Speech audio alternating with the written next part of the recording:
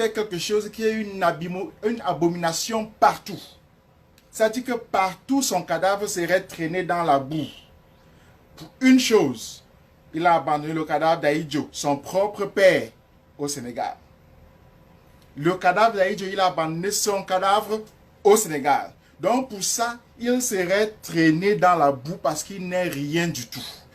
Il peut avoir 100 ans, 120 ans, mais sur son visage, l'enfant va cracher.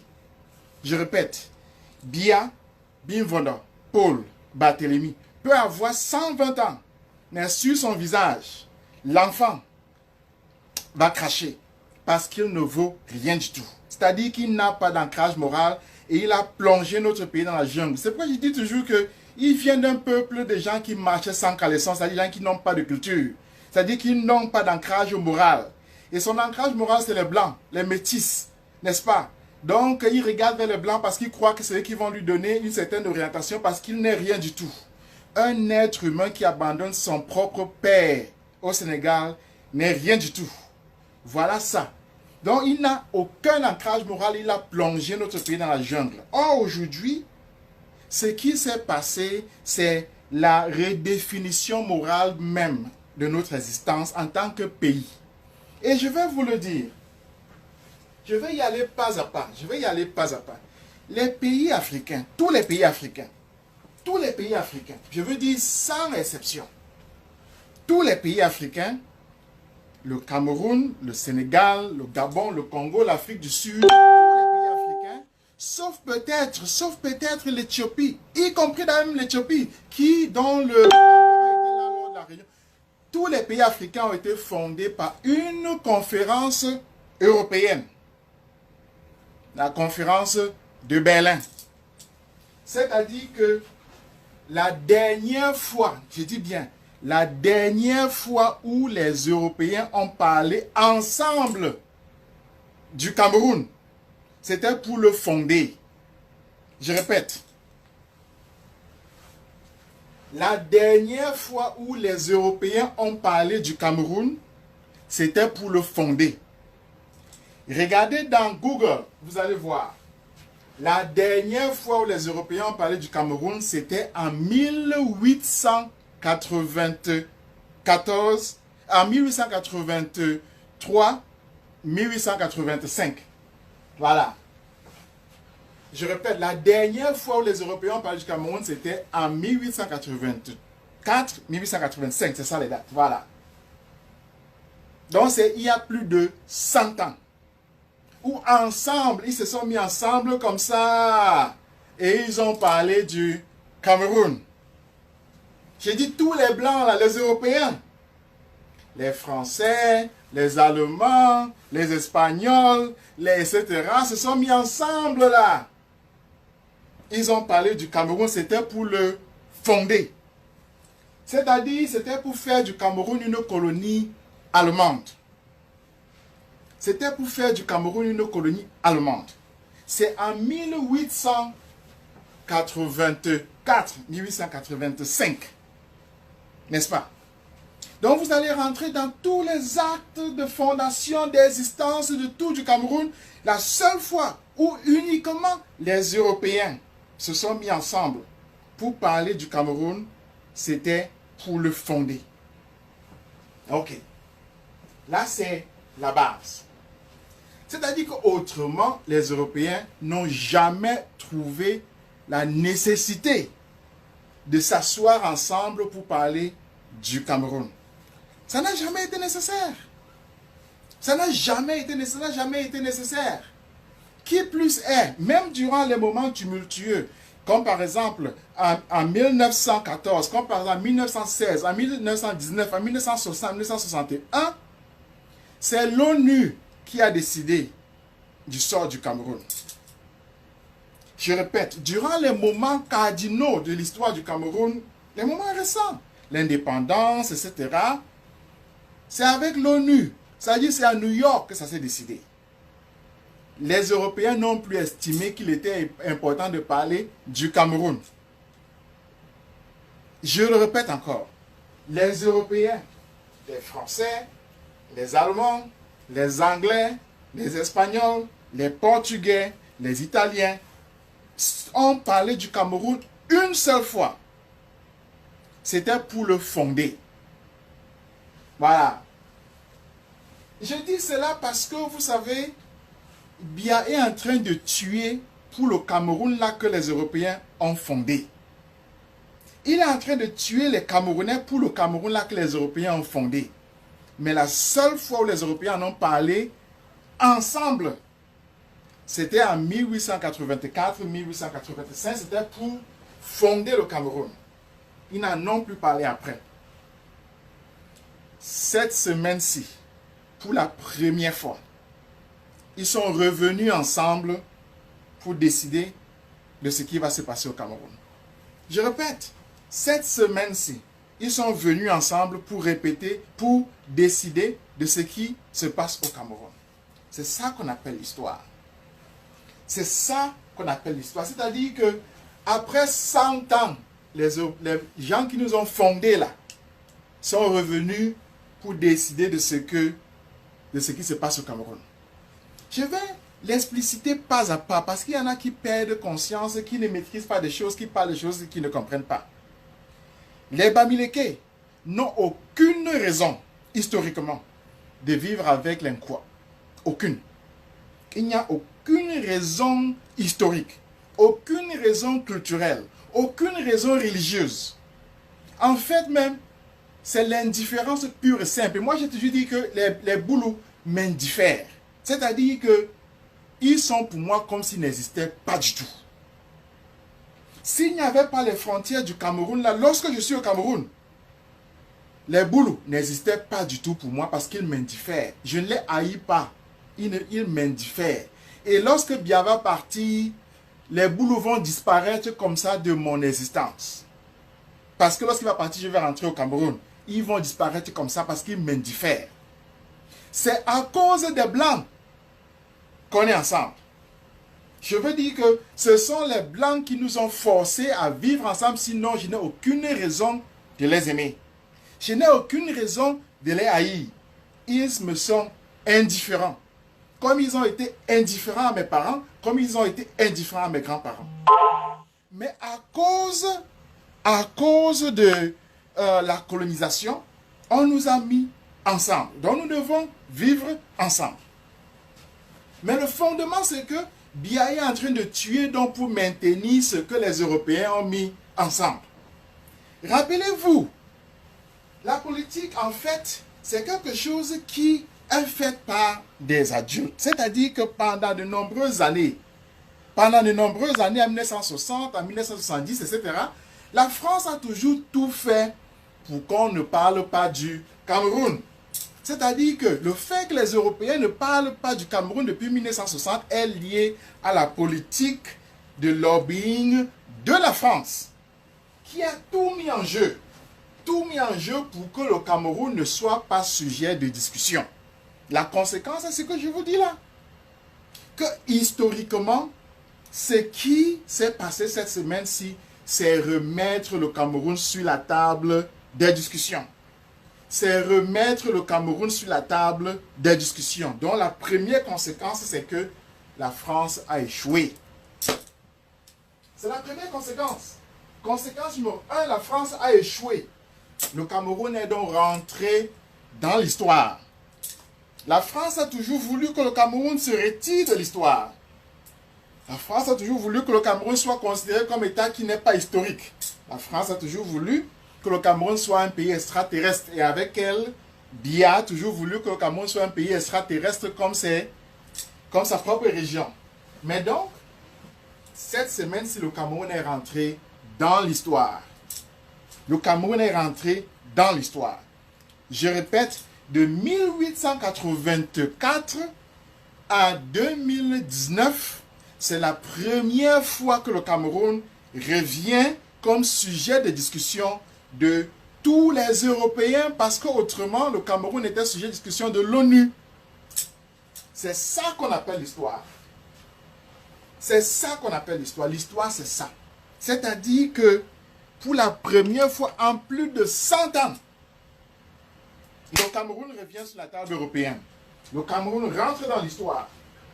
le Cameroun revient avec une résolution du Parlement européen. Le Parlement, c'est quoi?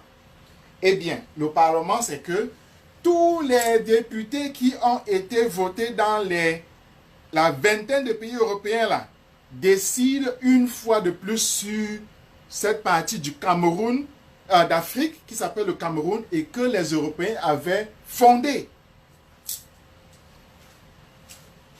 Je répète, faire l'histoire, c'est quoi? C'est que les Européens, le Parlement européen, ces 570 du Parlement européen reviennent ensemble décider sur cette partie de l'Afrique-là que eux, l'Europe, que leurs arrière-grands-parents avaient fondée.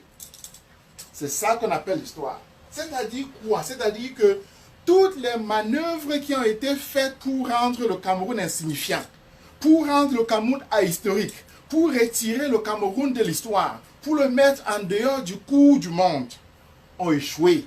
Et la première force, le premier pays à mettre en branle ces manœuvres-là, c'était la France. Ça veut donc dire que cette semaine-ci, nous avons vécu la première victoire. La première victoire du changement. C'est-à-dire que pour la première fois, nous avons le changement parce que le changement, c'est quoi? C'est que la continuité qui a eu lieu depuis 1884 a été rompue.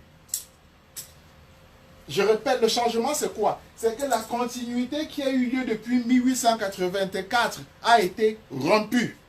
C'est ça le changement. C'est-à-dire que pour la première fois, le Cameroun est rentré dans l'histoire. Le Cameroun est revenu dans l'histoire. C'est-à-dire est revenu sur la table de ceux-mêmes qui l'avaient fondé. Est revenu comme sujet de discussion parmi ceux qui ont mis les Boulous, les Beti, les Bamileke, les Sawa, les Mundang, les Peul ensemble pour constituer ce que eux, ils ont appelé le Cameroun. Parce que nous là, on n'a jamais donné un nom à ce territoire. C'est eux qui ont appelé ça le Cameroun. Le mot Cameroun n'existe dans aucune langue camerounaise. Le mot Cameroun, c'est un mot des Blancs, c'est un mot étranger, c'est un mot d'Intangan, c'est un mot des Mekat.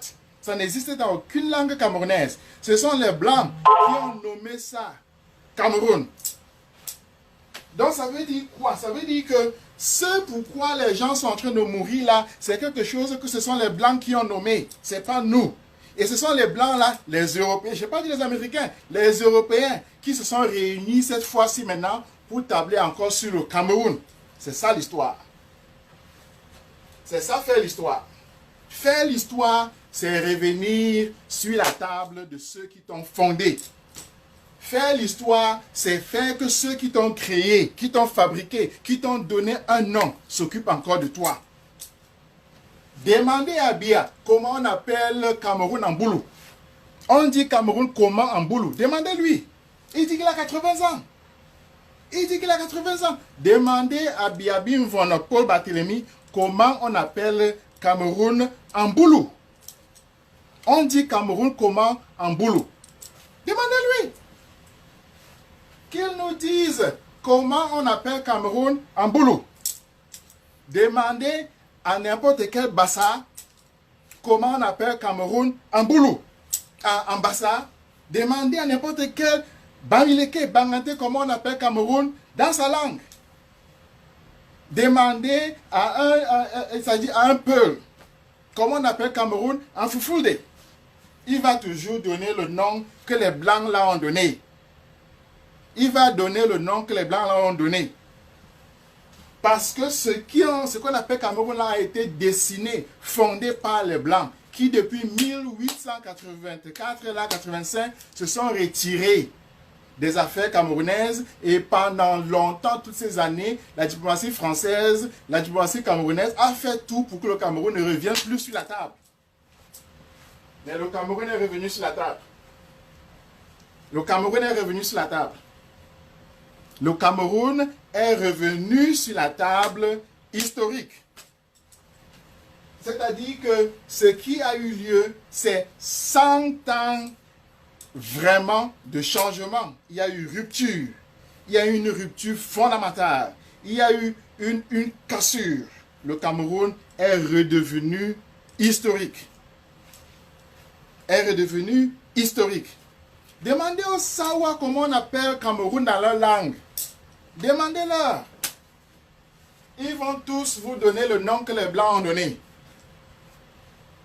Demandez au Bassa, ils vont vous donner le nom que les Blancs ont donné. Demandez au Boulou, ils vont vous donner le nom que les Blancs ont donné. Demandez au Aoussa, n'importe qui, ils vont vous donner le nom que les Blancs ont donné. Parce que ce sont les Blancs qui ont fabriqué cette chose-là qu'on appelle Cameroun. Et ces Blancs-là, ce sont les Européens. Ce sont les Européens qui ont tablé à Berlin.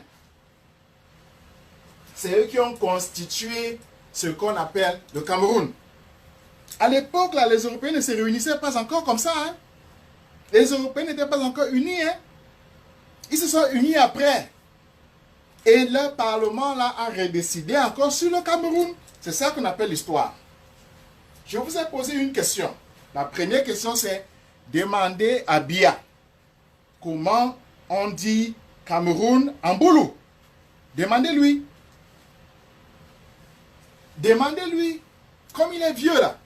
Moi, j'ai 49 ans, je vais lui enseigner que dans sa langue, Cameroun, c'est Cameroun.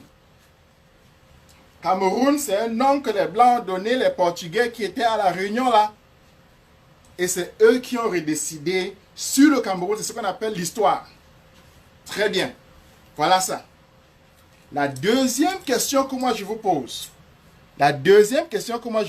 c'est qui est la personne? Je vais respirer très bien. Qui est la personne qui a fait qu'on parle encore du Cameroun? Je vous donne le contexte. Il y a eu la guerre anticoloniale. Elle était centrée chez les Bassa. Ensuite, après 1960, il y a eu la guerre civile qui s'est transportée chez les Bamileke. Il y a eu un génocide chez les Bamileke. Il y a eu des massacres chez les Bassa. Les Européens n'ont pas trouvé nécessaire de se réunir pour parler du Cameroun. C'est-à-dire que malgré le génocide sur les Bamileke, les Européens n'ont pas trouvé nécessaire de se réunir pour parler du Cameroun. Il y a eu le coup d'État de 84 qui fait rêver les boulous là. Les Européens n'ont pas trouvé nécessaire de se réunir pour parler du Cameroun. Il y a eu également le génocide là, que nous voyons contre les anglophones là. Un génocide contre une partie de la population camerounaise qui parle anglais. Les Européens n'ont pas trouvé nécessaire de se réunir pour parler du Cameroun. Pourquoi est-ce que je le dis? Lisez les résolutions qu'ils ont prises là. Lisez toutes les résolutions qu'ils ont prises là. Je vois ces 13 résolutions. Parmi toutes ces résolutions-là, il y a une personne qui est systématiquement mentionnée. Cette personne-là s'appelle Maurice Kamto. J'ai dit que parmi toutes les résolutions que les Européens ont encore prises là, sur le Cameroun là, où historiquement ils se sont réunis une fois de plus après plus de 100 ans, la personne dont ils ont mentionné le nom systématiquement, c'est Maurice Kamto. Moi, je suis un être humain, hein. Je sais être jaloux. Je pouvais être jaloux. Je pouvais dire pourquoi il ne mentionne pas le nom de Ngana. Je pouvais dire que pourquoi il ne mentionne pas le nom de Ngana. Qu'est-ce qui arrive aux Blancs? Je pouvais prendre des milliards, je leur donne, mettez mon nom dedans pour que j'entre dans l'histoire. Je pouvais prendre tout ce que j'ai, je leur donne. Moi, je connais des écrivains qui passent à la télévision partout pour qu'on parle d'eux une seule fois. Je pouvais faire tout pour qu'on mentionne mon nom dedans. Je pouvais tout faire pour qu'au moins une fois on dise aussi Patrice Ngana dans le texte là qui va entrer dans l'histoire. Mais on a mentionné un nom 6 fois, c'est le nom de Maurice Kamto. Maurice Kamto. C'est ce nom-là. C'est ce nom-là qu'on a mentionné. Maintenant, je vais vous expliquer pas à pas pourquoi on a mentionné le nom. C'est-à-dire, je dis on, hein, pourquoi les Européens ont mentionné le nom de Maurice Kamto. Pourquoi est-ce que Maurice Kamto ainsi est entré dans l'histoire. J'ai dit entrer dans l'histoire. Je vous ai déjà dit, l'histoire commence en 1884, non? 85, non? C'est là où les Européens là, ont fondé cette chose-là qu'on appelle le Cameroun et dont le nom n'a même pas changé dans aucune des langues camerounaises là. Les Européens là, reviennent encore ensemble et ils mentionnent un nom, Maurice Kamto. Un nom, Maurice Kamto. C'est-à-dire que il y a 20 millions de Camerounais. 20 millions. Sur ces 20 millions de Camerounais là, un Camerounais.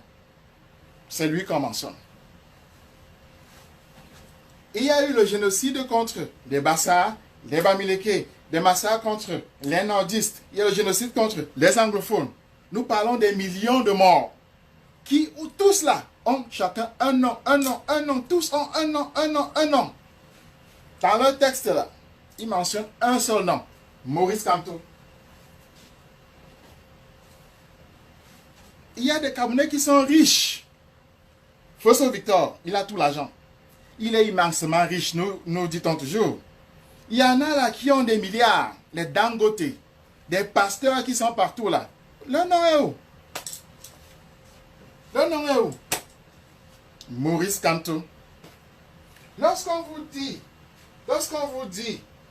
que l'histoire se fait, voilà ça qui se fait. Et moi, je pense que le rôle du Conseil de la République, c'est de vous expliquer comment l'histoire se fait. Je vais donc vous expliquer comment Maurice Kamto a fait pour entrer dans l'histoire. Comment a-t-il fait pour entrer dans l'histoire? C'est-à-dire comment Maurice Kamto a fait pour entrer dans l'histoire. Je compare un peu. Avant d'arriver là, avant de marquer le but, on cherche, n'est-ce pas? Je vais vous expliquer. Il y a beaucoup de gens, des politiciens. Mebengo, Aïdjo, les gens comme ça. Leur nom est là, rien. Rien. Et je vais vous dire pourquoi le nom de Maurice Kamto est là. Maurice Kamto est entré dans l'histoire à cause d'un mot. Un mot. Un mot. Un mot. Un seul mot. Sacrifice. Je répète. Sacrifice. Il est entré dans l'histoire à cause d'un seul mot. Sacrifice. Et moi, je veux que vous répétiez tous. Il est entré dans l'histoire à cause d'un mot. Sacrifice. J'ai dit, Maurice Kamto est entré dans l'histoire à cause d'un mot. Sacrifice. Un mot. Sacrifice. C'est ce mot-là qu'on célèbre aujourd'hui à la fête de Pâques. C'est Jean 3. Jean 3, verset 16. Car Dieu a tant aimé le monde qu'il a donné son Fils Jésus-Christ, afin que quiconque croit en lui ait la vie éternelle. C'est ça qui a fondé l'Église catholique. C'est ça qui a fondé le christianisme. Le sacrifice. Vous allez chez les musulmans. On sacrifie le mouton. Le sacrifice. Vous allez chez comment dire, ceux qui n'ont pas de religion. On sacrifie le crâne. On sacrifie, on fait des sacrifices. Le sacrifice, c'est ça qui nous unit. C'est ça qui nous unit. Sinon, autrement, les Bamileke n'ont rien à faire avec les Boulous. N'ont rien à faire. En fait, c'est l'indifférence totale. Mais la seule chose qui nous unit, le sacrifice. Jean 3, verset 16. Dieu a tant aimé le monde qu'il a donné son Fils Jésus-Christ afin que quiconque croit en lui ait la vie éternelle. C'est-à-dire que Dieu a tant aimé le monde qu'il a donné son Fils afin que ce Fils-là soit crucifié. Sacrifice. C'est-à-dire que Dieu a tant aimé le monde qu'il a sacrifié son propre Fils. Lorsqu'on vous dit des choses essentielles, voilà ça. Je répète, Jean 3, verset 16. Dieu a tant aimé le monde qu'il a donné son Fils Jésus-Christ afin que quiconque croit en lui ait la vie éternelle. C'est ça. Sacrifice, voilà le mot. Je vais donc vous expliquer pas à pas comment Maurice Kamto s'est sacrifié pour ce pays-là. Regardez-le. Le voilà. Docteur d'État en droit. Moi, si j'ai le doctorat, j'aurais fait le doctorat d'État sans problème avec la main gauche. J'ai quitté l'Europe parce que je n'ai pas besoin de ça, je suis venu aux États-Unis. Maurice Kamto a fait ça. Maurice Kamto est avocat national, le meilleur de ce pays-là. Maurice Kamto, vous voyez son CV, c'est long comme ça. Maurice Kamto n'a pas besoin de vous. Maurice Kamto n'a pas besoin de souffrir pour manger. Maurice Kamto a tout. Maurice Kamto a tout ce qu'il faut pour bien vivre. Je dis que Maurice Kamto n'a pas besoin de moi. Il n'a besoin de personne. Il mène sa vie. Il ne faut jamais se tromper de croire que Maurice Kamto a besoin de toi. Non. Il menait sa vie sans problème. Il était ministre du tyran. Il restait là, il a démissionné. Il avait un poste, il a fait 10 ans, tout. Voiture, il a, maison, il a, enfant, il a, tout il a. Carrière, il a, rayonnance, il a. Quel Camerounais peut faire, est capable de faire ce qu'il a fait? Aucun. Quel Camerounais est capable de faire ce qu'il a fait? Aucun. D'abandonner tout. J'ai dit tout, tout, tout.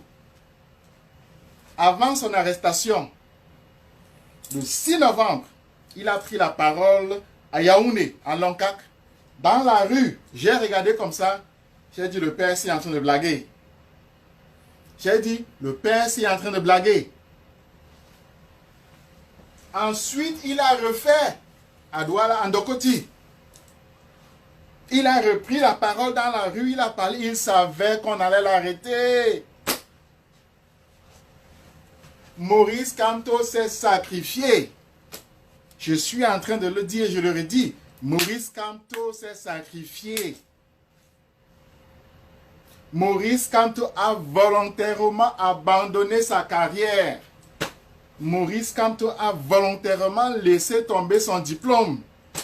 Maurice Kamto a volontairement abandonné sa voiture pour prendre le taxi. Maurice Kamto a abandonné tout.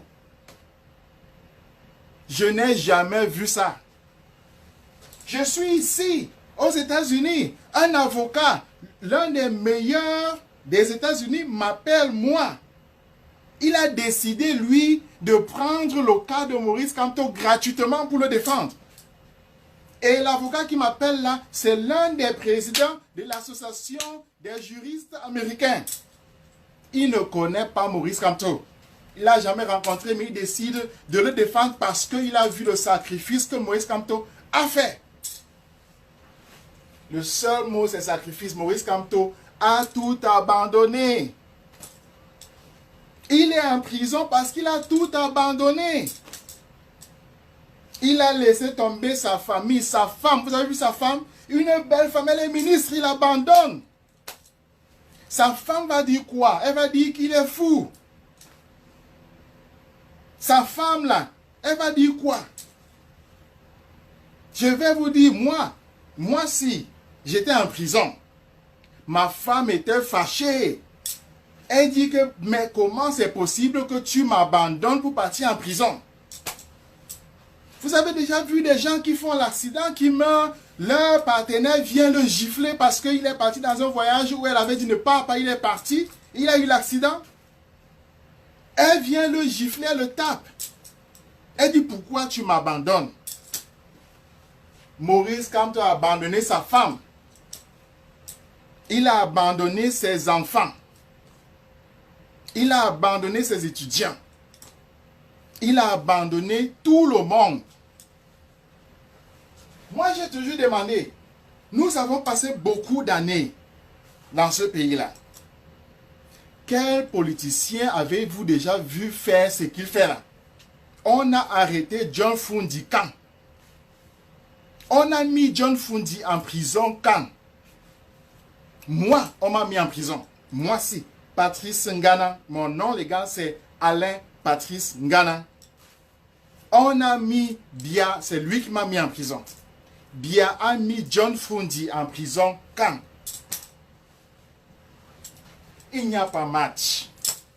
Je dis il n'y a pas match. Un mot, sacrifice.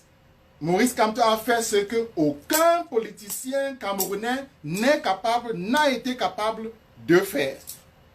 Il l'a fait. Je dis bien, Maurice Kamto a fait ce que aucun politicien camerounais n'est capable et n'a été capable de faire. Il l'a fait. Mais moi, j'ai jamais vu ça. Les seules personnes que je vois faire ça, ce sont les écrivains. Wole Soyinka, Ngugi wa Thiong'o. Et mettez-moi là. Les écrivains sont capables de ça parce que l'écriture est fondée dans le courage. Mais les hommes politiques ne sont pas courageux. Bia ne peut pas faire ça.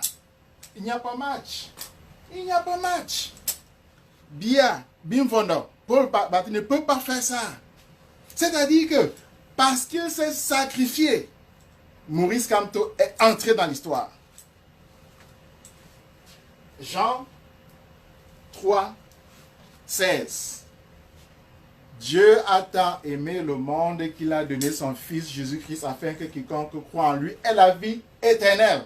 C'est-à-dire que Dieu a tant aimé le monde qu'il a laissé que son Fils vienne devant des pécheurs comme nous. Que son Fils Jésus-Christ, être parfait, sans défaut, vienne souffrir parmi des détritus comme nous et soit sacrifié par nous afin que il ait la vie éternelle et que nous soyons sauvés. C'est-à-dire quoi? C'est-à-dire que Maurice Kamto s'est sacrifié pour le changement. Et ça, il faut toujours se le souvenir. Maurice Kamto s'est sacrifié. Maurice Kamto s'est sacrifié pour le changement. Il s'est sacrifié pour le changement. Il a dit qu'il faut que ce changement-là ait lieu et qu'il va mettre lui-même en jeu. Il va se mettre lui-même en sacrifice pour le changement. C'est-à-dire qu'il va se donner lui-même gratuitement pour le changement. Il va s'offrir lui-même pour le changement. Il va se laisser être crucifié pour le changement. Autrement dit, il va se laisser être emprisonné pour le changement.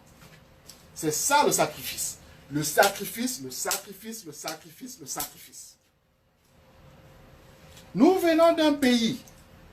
J'ai vu ça.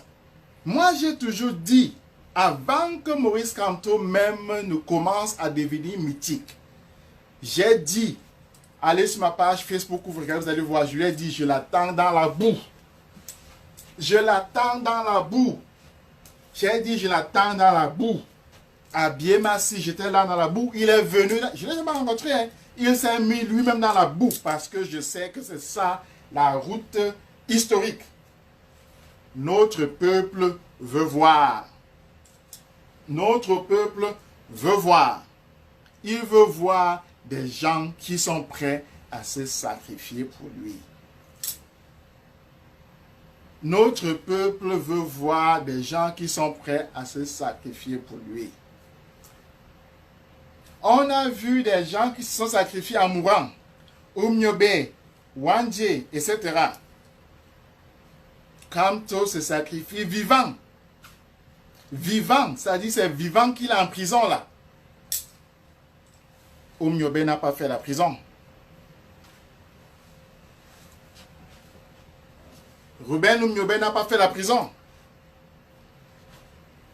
Oumniobé n'a pas fait la prison. Wandje n'a pas fait la prison. C'est-à-dire que lorsque vous êtes en prison, vous êtes devant la tentation tous les jours. Tous les jours, le pouvoir vient vous retourner.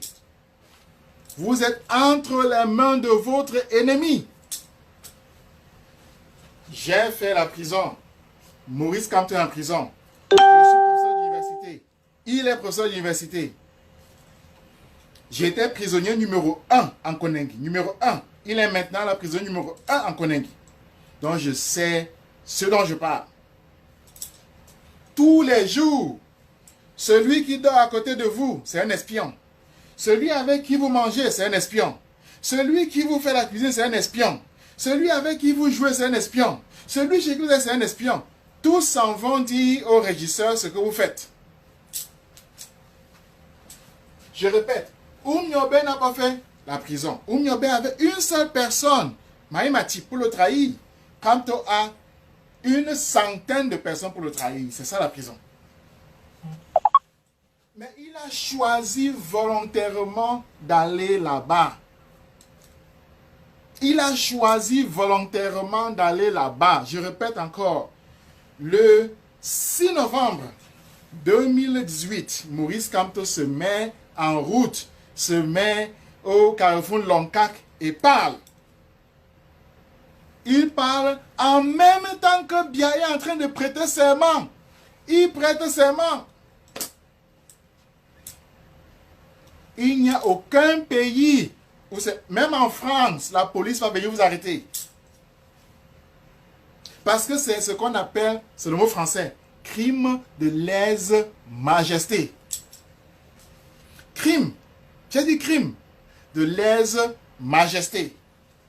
C'est ça qu'il commet comme crime. Le 6 novembre. Il se met à, n'est-ce pas? Il se met en route là, au carrefour, Lonkak. Le discours est là. Il parle. Crime de lèse-majesté. C'est-à-dire le jour où Biya prête serment frauduleusement, il se met aussi en route, il part. C'est parce que les soldats étaient occupés à garder Biya qu'ils ne l'ont pas arrêté. Sinon, il arrêtait. Le moment là, moi-même, j'étais président, je l'arrêtais. Je dis que moi, Patrice Ngana, tu me fais ça, je t'arrête. Je dis, tu me fais ça à moi, je t'arrête. Je dis, je vais te montrer qui est président ici alors. C'est simple. Ça a un nom, crime de lèse-majesté. Il ne fait pas seulement une fois. Il le refait. Il le refait le 26 janvier 2019. Il répète à Douala. C'est-à-dire que on appelle ça récidive. On appelle ça récidive. On appelle ça récidive. C'est-à-dire que il ne regrette pas ce qu'il a fait à Lonkak là. Il s'en va en Dokoti faire ça. Vous avez écouté le discours de Ndokoti. Nous le jouons toujours dans GCTV parce que c'est le meilleur discours de tout ce pays. C'est le meilleur discours de tout ce pays. C'est-à-dire qu'il a un argument simple. Il dit, vous demandez souvent, n'est-ce pas, qu'on envoie vos enfants. C'est-à-dire, envoyez vos enfants et vous restez derrière. Il dit que non, c'est pas grave. Hein? Que les enfants là restent à la maison, vous là, venez. Venez nous retrouver. Laissez vos enfants aussi à la maison. Venez nous retrouver pour qu'on marche. Il dit autre chose. Personne d'autre ne va vous libérer. Il dit, personne d'autre ne va vous libérer. C'est nous-mêmes qui allons nous libérer. Est-ce que c'est faux alors? Est-ce que c'est faux alors?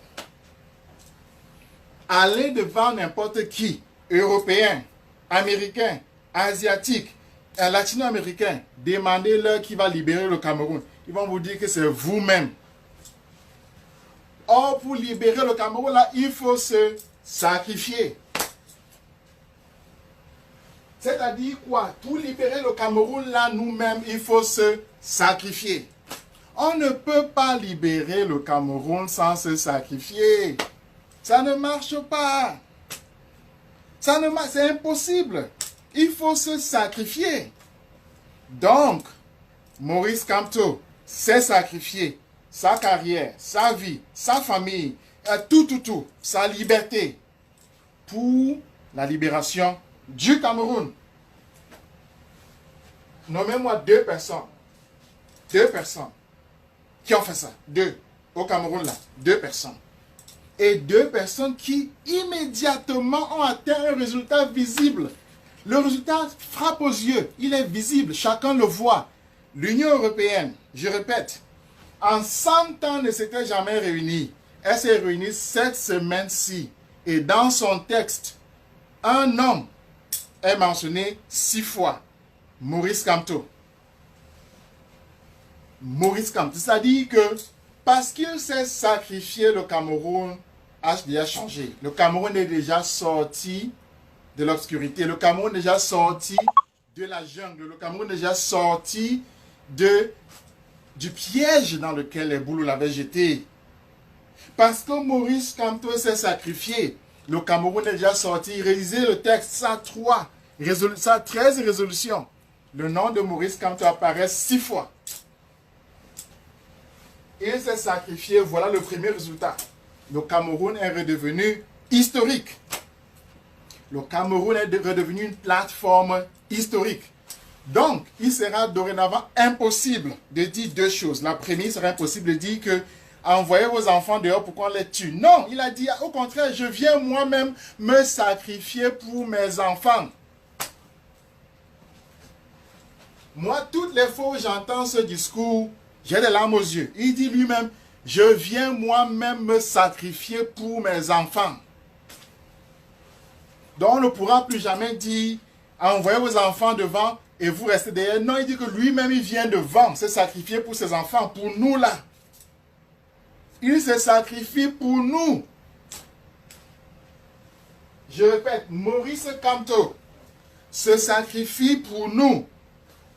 Jean 3, verset 16. Car Dieu a tant aimé le monde qu'il a donné son Fils Jésus-Christ, afin que quiconque croit en lui ait la vie éternelle. Voilà ça. Voilà ça. Il se sacrifie pour nous, ses enfants. Maurice Kamto aurait pu être mon père. Il se sacrifie pour nous. Il avait tout. Il se sacrifie pour nous. Donc on ne pourra plus jamais dire deux choses. La première, c'est que envoyez vos enfants devant pour qu'on les tue, vous restez derrière. Non. Il est allé devant, se sacrifier pour ses enfants. Numéro 2, qu'on ne dira plus jamais, c'est que le Cameroun, c'est le Cameroun. On ne dira plus jamais ça. Parce que le Cameroun est entré dans l'histoire. Le Cameroun est revenu dans l'histoire. Le Cameroun a été le sujet d'une session de l'Union européenne, du Parlement de l'Union européenne, n'est-ce pas, qui pendant 100 ans ne s'était plus réuni sur le Cameroun. Le Cameroun est redevenu sur la table. Le Cameroun est redevenu historique. Deux choses. C'est ça qu'on appelle changement. C'est ça le changement. Le changement, c'est ça. Donc si un jour, on vous demande, qu'est-ce que c'est que le changement? Qu'est-ce que c'est? Voilà ça. C'est-à-dire deux choses. La première, on ne pourra plus jamais dire dans ce pays que les politiciens se cachent derrière. Envoie les enfants devant. Envoie les enfants des autres devant pour qu'on les tue. Comment est-ce que Bialé appelle encore les gens comme ça, l'imbécile? Il ne savait pas qui est Maurice Kamto. Il ne savait pas. Il ne savait pas. Il ne savait pas. Dans un de mes postings là, j'ai demandé, à l'époque, est-ce que Maurice Kamto a l'embang? J'ai demandé ça. Il a démontré là qu'il n'a pas seulement l'embang, mais il a tout. Il est un être humain complet.